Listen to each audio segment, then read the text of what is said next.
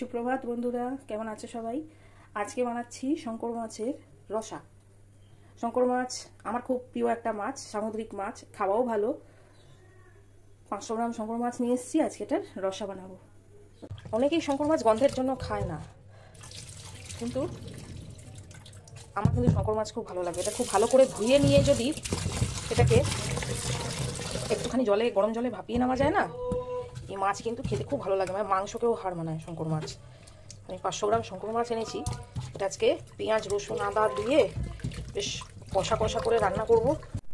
মাছটা খুব ভালো করে ধুয়ে নিয়েছি একটু ভাপিয়ে নেওয়ার পর। এখন এটা নুন হলুদ দিয়ে ম্যারিনেট করে রাখবো কিছুক্ষণ। আর নুন হলুদ দিয়ে এটাকে মাখিয়ে রেখে দিই। মাছের সময় আমি পেঁয়াজগুলো কেটে কুটে নেব। তো এবারে যা যা লাগবে আমি সব কেটে কুটে নিয়েছি। এখানে 2টো মিডিয়াম সাইজের পেঁয়াজ নিয়েছি লম্বা লম্বা করে কেটে। এখানে এটা যেহেতু আস্তে গন্ধ আছে সামুদ্রিক মাছ, তো একটু বেশি করে রসুনটা নিতে হবে। এটা ছোটো বড় মিশিয়ে 12 কোয়া মতন, 12 থেকে 13 কোয়া মতো রসুন আছে। এই কাঁচা লঙ্কাটা নিয়েছি, এগুলো সব বাটা হবে। আর এটা পেঁয়াজের অর্ধেকটা নিয়েছি বাটার জন্য। আর এখানে আছে আদা, ওই 1.5 ইঞ্চি পরিমাণে আদা। আর এখানে আছে একটা গোটা টমেটো। তো এই 4টে বেটে নেব, পেঁয়াজ লঙ্কা রসুন আর আদা, এই 4টে বেটে নেব আর এটা রান্নায় দেব। এখানে পেঁয়াজ রসুন আদা লঙ্কা যেটা নিয়েছিলাম বেটে নিয়েছি। ওখানে ছোটো বড়ো মিলিয়ে 4টে লঙ্কা নিয়েছিলাম, যেহেতু আমি শুকনো লঙ্কাটা একদম কম খাই রান্নায়। আর এখানে 2টো কাঁচা লঙ্কা চিড়ে নিয়েছি, এটা রান্নার শেষের দিকে দেবো। আর এটা হচ্ছে ফোড়নের জন্য 2টো এলাচ, 3টে লবঙ্গ, আর এখানে আছে দারচিনি আর তেজপাতা। এই হচ্ছে ফোড়নের জন্য। আর এখানে একটা গুঁড়ো মশলা বানিয়ে নিয়েছি, হলুদ আছে, জিরে গুঁড়ো, ধনে গুঁড়ো আর সামান্য একটু শুকনো লঙ্কা গুঁড়ো। রান্নাটা হতে হতে আমি একটু কাশ্মীরি লঙ্কা গুঁড়ো দেবো। আমি রান্নাটা হতে হতে কাশ্মীরি লঙ্কা গুঁড়ো দিই একটাই কারণে, তখন রঙটা ধরে ভালো। তো এবারে রান্নাটা শুরু করা যাক। তো মাছটা ভেজে নেব। নুন হলুদ তো মাখানোই ছিল, খুব বেশি এটাকে ভাপালে আবার মাছটা নরম হয়ে যায়, মাছটা বেশ নরম প্রকৃতির। তেল গরম হয়ে গেছে। আর এই যে গুঁড়ো মশলাটা ছিল এটাকে আমি একটু জল দিয়ে ভিজিয়ে রেখে দিয়েছি, এতে না গুঁড়ো মশলাটার স্বাদ ভালো হয়। তেল গরম হয়ে গেছে, এবারে মাছগুলো পরপর সব ভেজে নিই।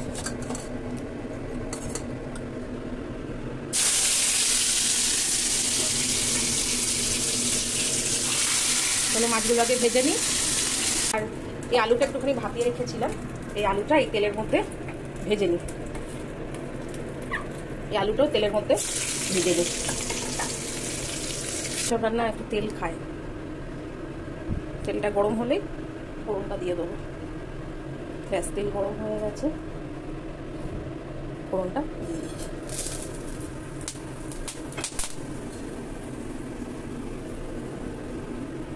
এরপরেই পেঁয়াজ দিয়ে দেবো, তারপরে এগুলো।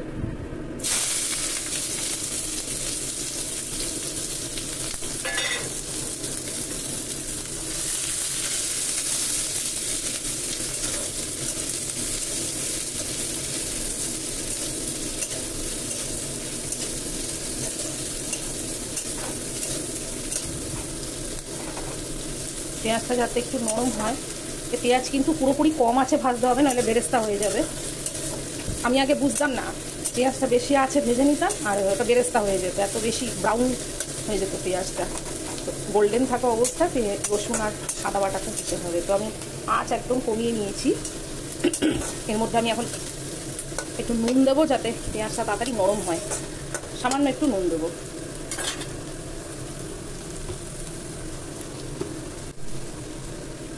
একটু নুন,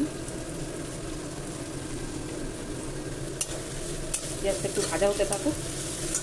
তারপর আর দেখানোর মতো কিছু নেই, তো জানা কথা। পরপর এই মশলাটা পড়বে, তারপর এটা পড়বে, তারপরে টমেটোটা দেবো।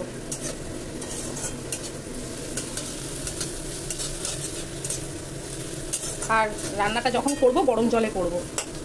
আমি মাইক্রোওভেনে জলটা গরম করে নেব, ওই গরম জলে রান্নাটা করব। রান্না গরম জলে করলে তার স্বাদটাও ভালো লাগে খেতে। পরে যেহেতু নুন দিতে হবে, সামান্য করে দিচ্ছি একটু নুন। নুনটা একটু বারে বারে টেস্ট করে নেওয়া ভালো। আর সামান্য একটু চিনি, একদম সামান্য চিনি দিলাম টেস্টটা ব্যালেন্সিংয়ের জন্য।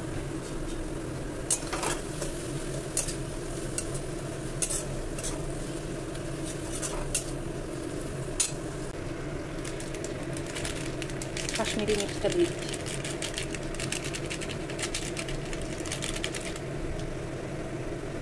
ব্যাস,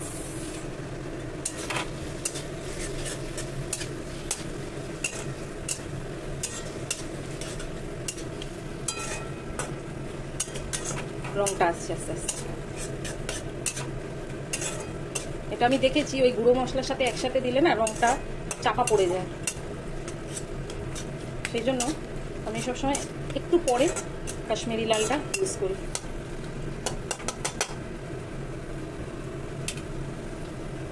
একটু হতে থাকুক, তারপরে এর মধ্যে টমেটো দিয়ে দেবো।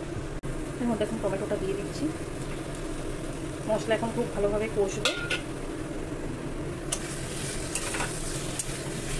কষতে থাকুক। এর মধ্যে একটু সামান্য একটুখানি নুন দেবো। আমি কিন্তু পর্যায়ে পর্যায়ে অল্প অল্প করে একটু করে নুন দিচ্ছি, সুতরাং জলটা দেওয়ার পরে না নুনটা ভালো করে চেক করে নিতে হবে। আর টমেটো দেওয়ার পরে নুনটা দিলে টমেটোটা একটু নরম হবে। আমি এখন একটুখানি নুন দিয়ে দেবো,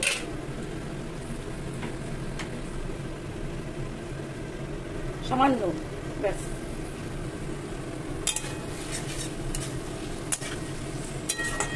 এটা একটু কষুক ভালো করে, কষুক, ঢাকা চাপা দিয়ে দিই। মশলাটা অলমোস্ট কষে এসছে। এই রসুন আদার যে কাঁচা গন্ধটা থাকে ওটা যতক্ষণ না দূর হয় ততক্ষণ কষিয়ে যেতে হবে। আমি কষানোর জন্য গরম জল ইউজ করি। অল্প অল্প গরম জল দিয়ে আমি কষাচ্ছি।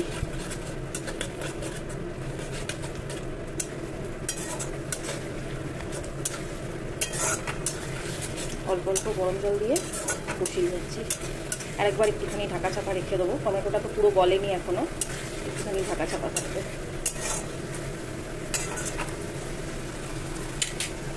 আঁচ বাড়ানো ছিল, আঁচটাকে কমিয়ে দিই।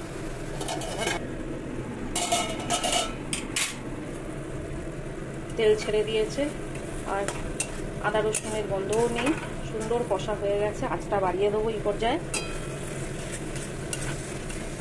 যে আলুগুলো ভেজে রেখেছিলাম ভাপিয়ে নিয়ে এই আলুগুলো দিয়ে দেবো।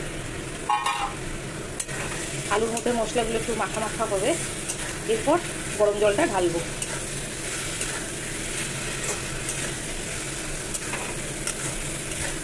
আমার রান্না একটু সময় লাগে, কারণ আমি একটু কষিয়ে কষিয়ে কম আঁচে রান্না করতে ভালোবাসি। অনেকেই হাই আঁচে রান্না করে, সেটা যার যার ব্যক্তিগত পছন্দ। আমি লো আঁচে রান্না করতে বেশি ভালোবাসি, একটু সময় লাগে আমার রান্না করতে। তেল ছাড়তে থাকে, ইয়ে হয়। আর হাই আঁচে আমার মনে হয় ওই পোড়া হয়ে যায় মশলাগুলো। যত হাই আঁচ রাখা হয় না মশলাগুলো পোড়া হয়ে যায়। কিছুটার সময় একটু লো আঁচ করা দরকার। এর মধ্যে এখন আমি গরম জল ঢেলে দেবো। এটা একটু কষা কষা হবে, সেই কারণে এর থেকে বেশি আর জল দেব না। এখন ভাজা শঙ্কর মাছগুলো ছেড়ে দেবো মধ্যে।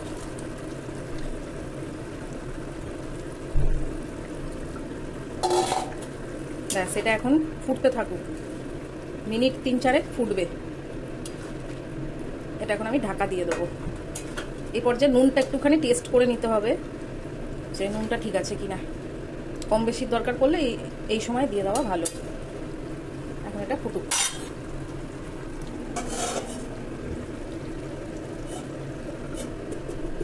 3 মিনিট প্রায় হয়ে গেছে। এখন এই যে লঙ্কাটা চিড়ে রেখেছিলাম, এই চেরা লঙ্কাটা এই সময় দিয়ে দিচ্ছি। এই সময় লঙ্কাটা দিলে না কাঁচা লঙ্কার যে একটা গন্ধ থাকে, ওই গন্ধটা বেরোয়। দেখো মাছটা হয়ে গেছে। এখন গরম মশলাটা দিয়ে দেবো। আর আঁচ পুরো লোতে করে দিয়েছি, আঁচ আর বাড়িয়ে রাখলি। যতক্ষণ না ঝোলটা টানছিল ততক্ষণ আঁচটা বাড়িয়ে দিয়েছিলাম। এখন শাহি গরম মশলা দিয়ে দিচ্ছি এর মধ্যে। অনেকে আবার ঘিও দেয়।